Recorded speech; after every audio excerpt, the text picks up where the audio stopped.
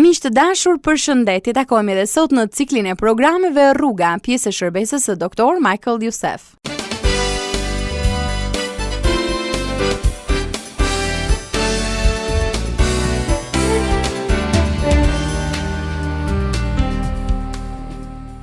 Seria e programeve që po transmetojmë është shumë e veçantë.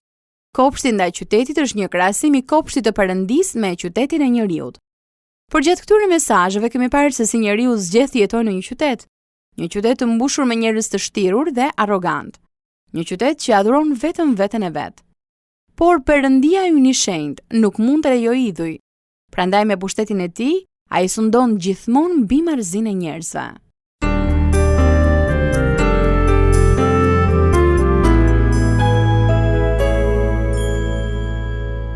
Perëndia i premtoi Abrahamit një tokë dhe një qytet që e përlëvdonte atë.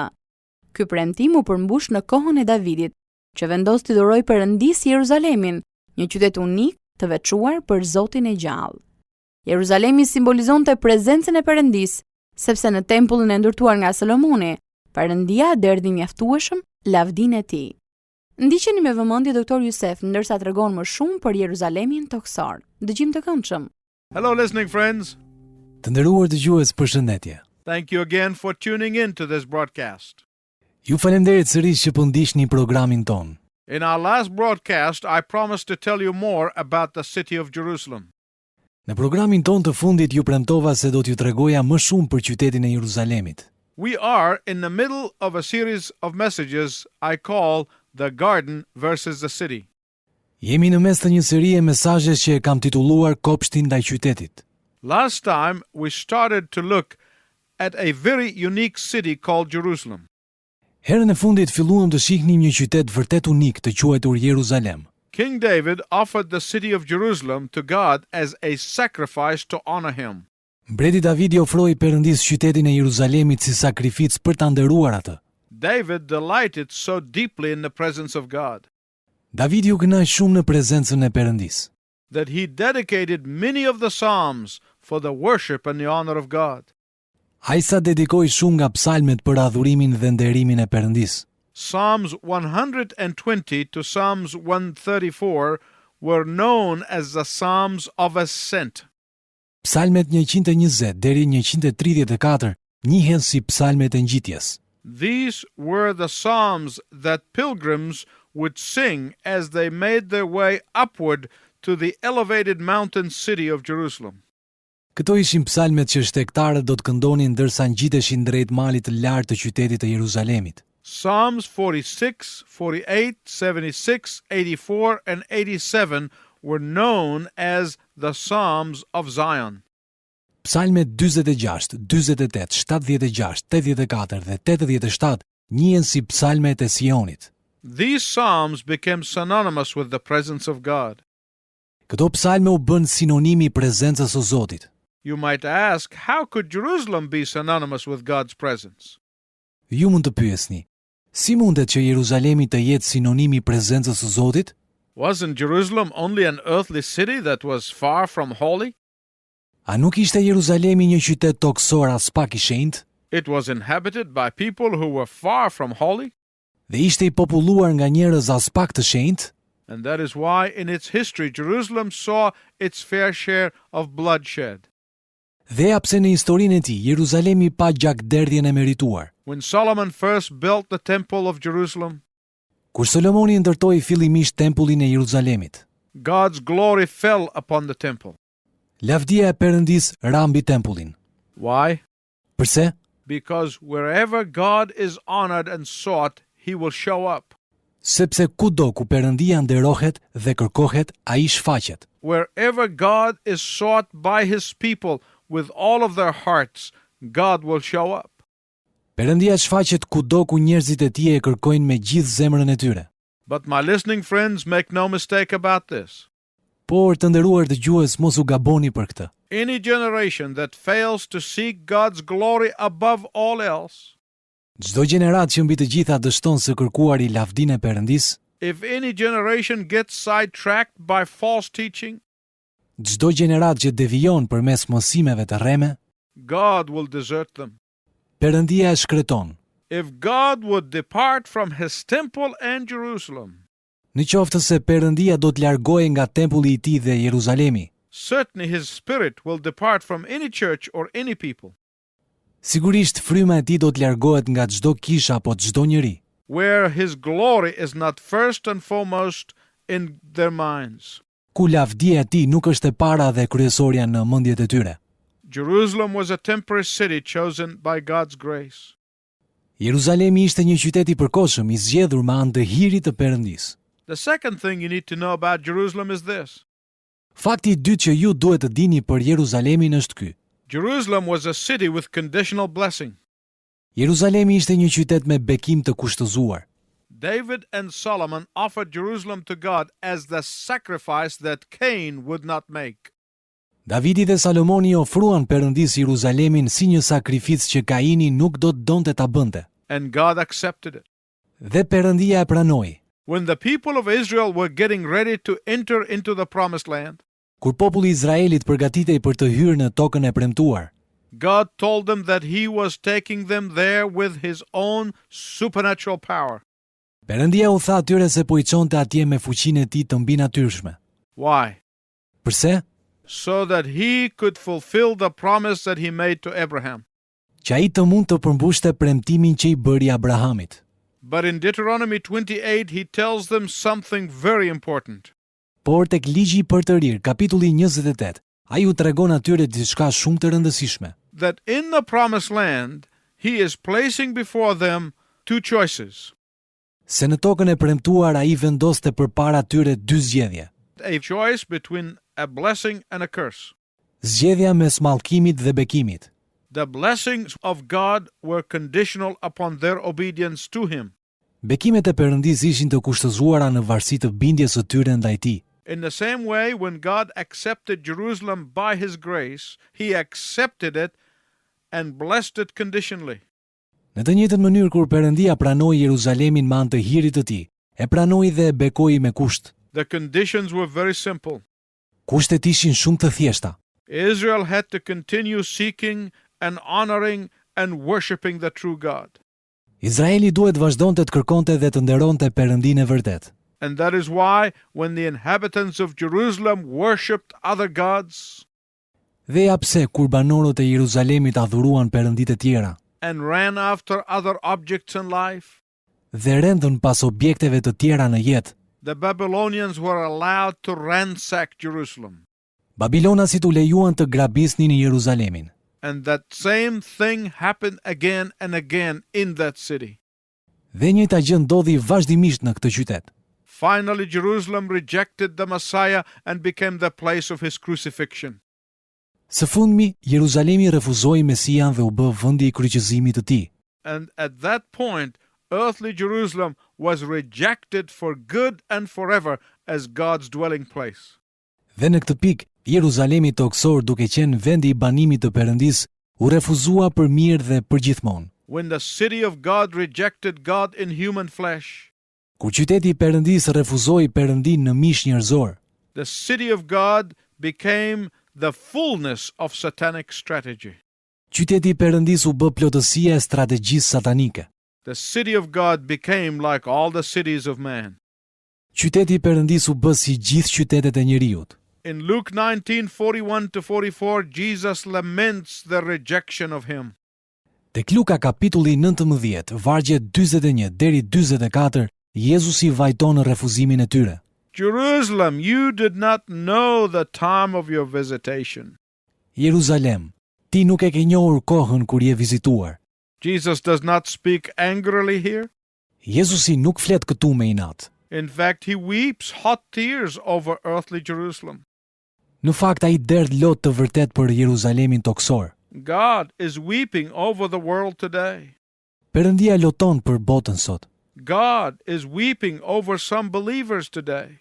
Perëndia loton për disa besimtar sot. When Jesus is rejected, Kur Jezusi refuzohet, when his spirit is quenched, kur fryma e tij shuhet, when his presence is not sought, kur prezenca e tij nuk kërkohet, when his divinity is denied, kur shenjtëria e tij mohohet, God weeps. Perëndia loton. Then judgment follows.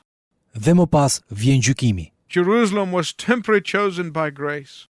Jeruzalemi ishte zgjedhur përkohësisht nëpërmjet hirit. Secondly, Jerusalem was a city with conditional blessing. Së dyti, Jeruzalemi ishte një qytet me bekim të kushtëzuar. Then the third thing you need to know about Jerusalem is this. Më pas, fakti i tretë që duhet të dini për Jeruzalemin është ky. When Jesus encountered the Samaritan woman in John chapter 4, Kur Jezusi takoi gruan samaritane tek Gjoni kapitulli 4, he said to her, ai I tha asaj: "The day is coming when the true worshipers will worship my Father neither in Jerusalem nor in this mountain." Po vjen ora, madje ajo ka ardhur që adhuruesit e vërtet të adhurojnë Atin në frymë dhe në të vërtet, sepse të tillë janë adhuruesit që kërkon Ati. Earthly Jerusalem was merely a foretaste of the heavenly Jerusalem. Jeruzalemi toksor ishte thjesht një imitim i Jeruzalemit qiellor. Earthly Jerusalem was merely a dim representation of what it means for God to indwell the praises of his people. Jeruzalemi toksor ishte thjesht një pasqyrim i zbehtë i kuptimit të shprehjes. Perëndia banon në lavdërimet e popullit të tij. Earthly Jerusalem was but a sketch or a tiny model of what can happen when the glory of God is fully revealed. Jeruzalemi toksor nuk ishte gjë tjetër veç se një skic apo një mini model që tregon se çfarë ndodh kur lavdia e Perëndisë shfaqet plotësisht. Earthly Jerusalem was a mere sample of what it would be like to experience God's strength and God's power. Jeruzalemi toksor ishte thjesht një shembull që tregon se çdo të thotë të përjetosh fuqinë e Perëndisë. Listen to what Ezekiel tells us about the heavenly Jerusalem. Dëgjoni se çfarë na thot Ezekieli për Jeruzalemin qiellor. He said we will be able to truly understand what it means to say Yahweh Shammah, the Lord is there. Ai tha se me të vërtet ne do të mund të kuptojmë se çdo të thot Jehova Shama, Perëndia është atje. The Bible tells us that Bibla na tregon këtë. in Jesus we began to comprehend what it means to call him Emmanuel. Në Jezusin ne fillojmë të kuptojmë se çdo të thot ta thërrasim Emanuel, God with us. Perëndia me ne. But like earthly Jerusalem, Por ashtu si Jeruzalemi toksor, we cannot comprehend fully what it means for God to be with us all of the time. ne nuk mund të kuptojmë plotësisht se çdo të thot që Perëndia të jetë me ne gjithë kohën. Why? Pse? Because here on earth we tend to run away from him. Sepse këtu në tokë ne priremi të largohemi prej tij. Because here on earth we tend to forget about him. Sepse këtu në tokë ne kemi prirje ta harrojmë atë. Because here on earth we tend to ignore his voice. Sepse këtu në tokë ne priremi ta injorojmë zërin e tij. Because here on earth we tend to be persuaded by the voices and the standards of the world system. Sepse këtu në tokë ne kemi prirje të nxitemi nga zërat dhe standardet e sistemit botror. That is not so in the heavenly Jerusalem. Nuk është kështu në Jeruzalemin qiellor. In the New Jerusalem we will have uninterrupted fellowship with God. Në Jeruzalemin e ri do të kemi miqësi të vazhdueshme me Perëndin. There will be no television or entertainment to divert our attention. Nuk do të ketë televizion apo argëtim për të na shpërqendruar. In the New Jerusalem there will be no one to whisper doubts and fear and anxiety in our ears. Në Jeruzalemin e ri askush nuk do të përshpëris me dyshim, frikë dhe ankth në veshët tanë. Why? Përse? Because God's righteousness will be permanently with us. Sepse drejtësia e Perëndisë do të jetë përjetësisht me ne. In the Old Jerusalem, Në Jeruzalemin e vjetër, God showed up when his people lifted his name high. Perëndia u shfaq kur njerëzit e tij lartësuan emrin e tij. But in the New Jerusalem, Por në Jeruzalemin e ri, he will always be there because his name will constantly be lifted high. ai do të jetë gjithmonë aty sepse emri i tij do të lartësohet vazhdimisht. In the Old Jerusalem, Në Jeruzalemin e vjetër, his blessings were conditional. bekimet e tij ishin të kushtëzuara. But in the New Jerusalem, Por në Jeruzalemin e ri, his unconditional blessing will be fulfilled. do të përmbushet bekimi i tij pa kushtëzuar. In the Old Jerusalem, Në Jeruzalemin e vjetër, God's presence was sporadic. prezenca e Perëndisë ishte e rastësishme. But in the New Jerusalem, Por në Jeruzalemin e ri, God will always be there. Perëndia do të jetë gjithmonë aty. In the Old Jerusalem, Në Jeruzalemin e vjetër, God's people didn't often turn up to worship him. Njerëzit e Perëndis shpesh nuk e adhuruan atë. In the New Jerusalem, Në Jeruzalemin e ri, true believers will worship him forever. besimtarët e vërtet do ta adhurojnë atë përgjithmonë. In the Old Jerusalem, Në Jeruzalemin e vjetër, people served him occasionally. njerëzit i shërbenin atij me raste. In the New Jerusalem, Në Jeruzalemin e ri, his true followers will serve him all the time. ndjekësit e tij të vërtet do t'i shërbejnë atij gjithë kohën. In the Old Jerusalem, Në Jeruzalemin e vjetër, even his own people forsook him and ignored him. madje dhe njerëzit e tij e braktisën dhe i injoruan atë. In the New Jerusalem, Në Jeruzalemin e ri, his own people will be grateful to him and glorify him. vetë njerëzit e tij do të jenë mirënjohës dhe do ta përlëvdojnë atë. In the Old Jerusalem, Në Jeruzalemin e vjetër, people's hearts sought after worldly pleasures. zemrat e njerëzve kërkonin kënaqësitë e kësaj bote. In the New Jerusalem, Në Jeruzalemin e ri, his true followers will delight themselves in him. ndjekësit e tij të vërtet do të kënaqen në të. The question is this: Çështja është kjo: are you going to be there? a do të jeni ju atje? Will you sing the following song in the heavenly Jerusalem? A do ta këndoni këtë këngë në Jeruzalemin toksor? Let us read it from Psalm 84. Le ta shohim së bashku tek Psalmi 84. Oh, sa të dashura janë banesat e tua, o Zoti i ushtrive. Shpirti im dëshiron me zjarr dhe shkrihet për oborret e Zotit. Zemra ime dhe mishi im i dërgojnë britma gëzimi Perëndisë gjallë. Edhe Rabec ka gjenë një shtëpi dhe dallëndyshja një fole ku të vërë të vegjëlit e saj pranë altarëve të tu, o Zoti i ushtrive, mbreti im dhe Perëndia im. Lum ata që banojnë në shtëpinë tënde dhe të lëvdojnë vazhdimisht. Lum ata që e vënë forcën e tyre tek ti dhe kanë në zemër rrugët e veta.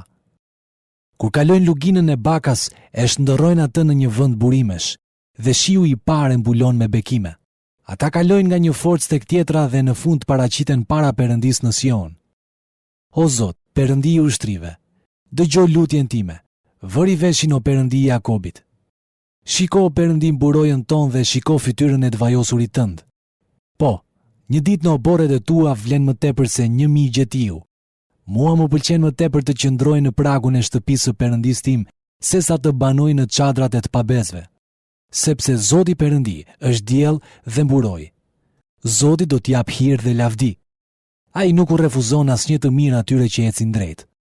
O Zoti i ushtrive, lum njeriu që ka besim tek ti. You can be assured of eternity in heaven if you are living in the presence of God here and now. Ju mund të siguroheni për përjetësi në qiell nëse jetoni në prezencën e Perëndisë në këtë vend dhe në këtë kohë. If you have never committed your life to the Lord Jesus Christ, you can do that right now.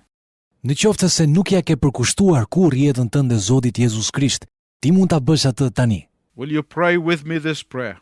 A do të lutesh bashkë me mua? Lord Jesus Christ, Zot Jezus Krisht, I want to be in your presence in heaven. unë dëshiroj të jem në praninë tënde në qiell. Help me to come into your presence here and now. Më ndihmo të vi në praninë tënde sot. I receive you as my Savior. Unë të pranoj ty si shpëtimtarin tim. I enthrone you as my Lord. Të kurorëzoj si Zotin tim. Amen. Amen.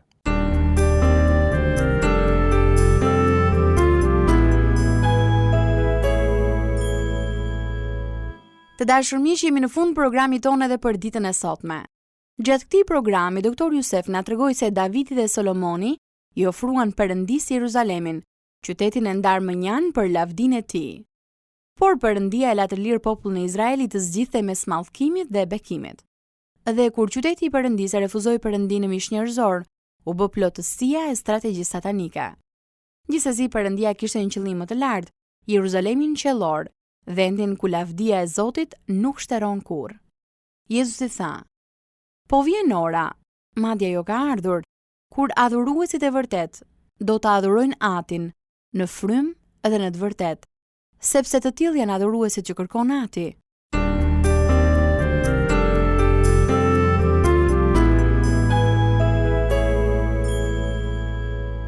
Në Bibël, fokusi i Testamentit të Ri largohet nga qytetet toksore, drejt qytetit qellor që quhet Jeruzalemi i Ri.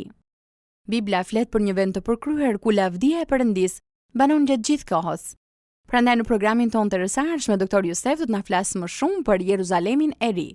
Do të mësojmë se pse këtu në tokë jemi të prirur të harojmë Jeruzalemin qiellor. Mesazhi ynë i rësarshme është vërtet i rëndësishëm. Ndaj miqtë e mi do t'ju ftohet na ndiqnit. E si gjithmonë në fund të kujtoj se ne mirpresim letrat dhe emailet tuaja në adresë të programit ton. Radio 7, Kutia Postare 2914 Tiranë, ose me email në adresën info@radiovis7.net. Po kështu ju mund të kërkoni dhe një kopje të librave të Doktor Jusef, Gjetja e gëzimit që ka dashur gjithnjë dhe 7 hapat. Me shumë kënaqësi ne do të dërgonim një kopje. Deri herë në ardhshme bashkë, miru dëgjofshim.